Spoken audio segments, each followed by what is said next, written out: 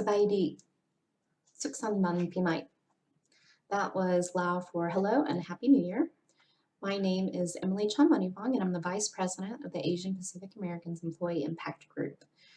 APA is a newly established resource group for Asians, Asian Americans, and Pacific Islanders on the University of Arkansas campus and throughout the community. I'm also a program coordinator in the Sam M. Walton College of Business, and I'm a first generation Asian American college graduate of Lao and Thai ancestry. My father being Lao and Thai, and my mother being Native and French, and I was born in Fort Smith, Arkansas. So today for this video, I'd like to introduce you to some of the traditions of Lao and Thai New Year. To start, you can see here that I am wearing a traditional Lao Thai garment called a sin, and that is comprised of a sash, a skirt, and then also an undershirt. You don't have to wear this for New Year, but if you want to get dressed up or go to the temple, you're more than welcome to wear one of these. Lao and Thai New Year usually begins around April 13th or 14th. Sometimes it varies from year to year just because traditionally the New Year was marked by the spring equinox or the sun entering Aries. And activities during this time include going back home to see your family, visiting Buddhist temples, and eating, lots of yummy food, and of course a big water fight, which we'll explain a little bit later. But to help me explain a little bit more about Lao and Thai New Year, we're going to hear from University of Arkansas music professor Nopachai Choliti Chanta, and he will explain some of the customs, some of the history and the background around the New Year.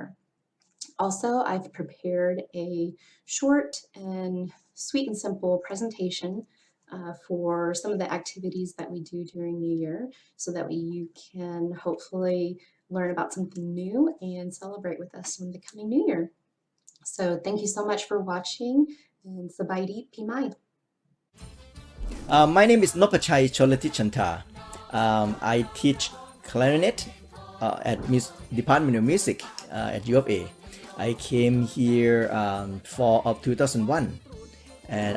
But I came to the US since 1995. Basically, growing up as Thai, Songkran is very important day for us because it's not only a very fun festival, but also is a New Year. It's Thai New Year. And when the Songkran festival starts, I think we can compare Songkran festival of Thai just like Chinese New Year in China. They're exactly the same thing. We have a long holiday, and all the workers that come from different province left Bangkok and go back home. Everyone go back, and the New Year start on the April 13, and the celebration usually the whole week.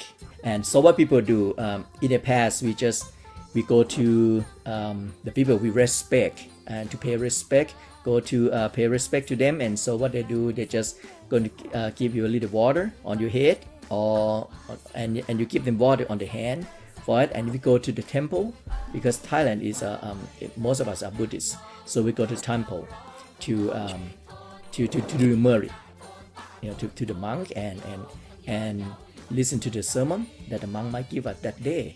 And then we celebrate. We go out and celebrate with the water. But growing up, I remember the fun for the kid is maybe a bit too much fun. What we did, we just get lots of water, a bucket of water, and when the bus passed, we throw the water to the bus, and people are just having fun with it, and nobody complained. And we also have something for people who walk by. Sometimes we ask for permission, but most time we don't because people expect to get wet. I mean, during that day, during that week, and that all about Thailand. I think the celebration is not just only in Thailand. It's a Southeast Asian country. I think we celebrate in Thailand, we celebrate in Laos, and celebrate in Burma, and I think Vietnam part of that also. That celebrated the Songkran festival, or we call water festival. For the summer, is mango. And Thai mango is phenomenal. And what we eat mango with is with sticky rice. It is, and that's a big thing. I mean, for us, and we know that for now the summer this season, okay, we know what fruit we're going to eat and what fruit we can expect from the market.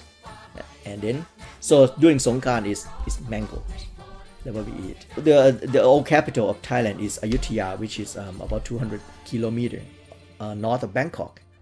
But the really north is like Chiang Mai. Of course, you heard about Chiang Mai.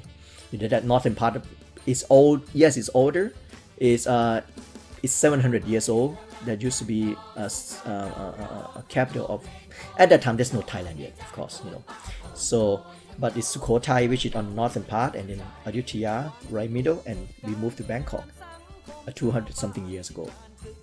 But the culture, and then the northeastern part is. It has a culture very close to Laos, because hundreds of years ago, we call Thailand Siam, Siam, and Siam is much larger until the British and France come in and start to broke apart, because they want Laos, they took Laos, and British want whichever part, and they took it. So being cut until we left over just Thailand.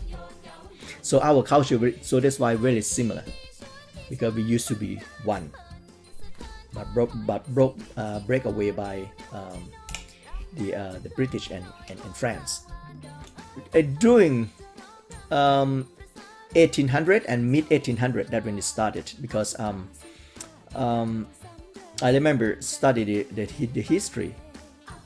The Thai king even wrote a letter to Lincoln, because to see if we can get any help to balance the power of the France and British that come to try to take over Thailand. But don't forget, Thailand never been occupied. We has been independence since forever. And how can we maintain independence? Because we allow them to take part of Thailand rather than take whole Thailand.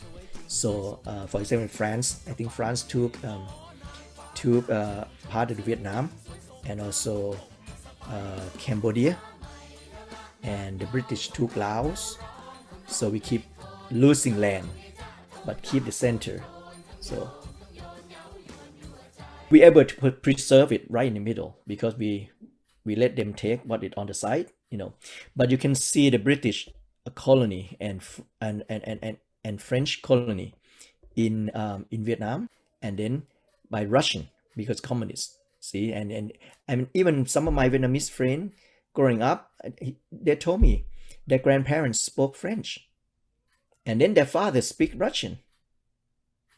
You know, it just very interesting, and their traditional dress is Chinese, right? It just very interesting.